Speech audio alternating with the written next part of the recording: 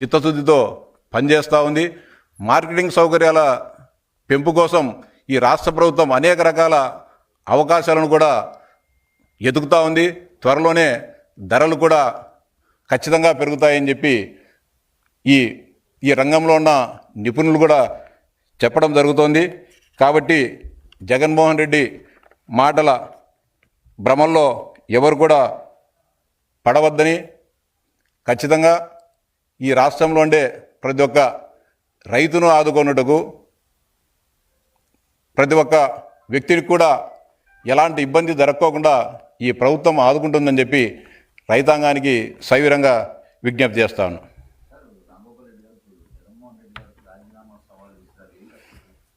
జగన్మోహన్ రెడ్డి గారు నేను ముఖ్యమంత్రిగా ఉన్నప్పుడు 5 సంవత్సరాలు అరటి పంటకు నేను పంటల బీమా విధానాన్ని అమలు చేసి, ఉచిత పంటల బీమా విధానాన్ని అమలు చేసి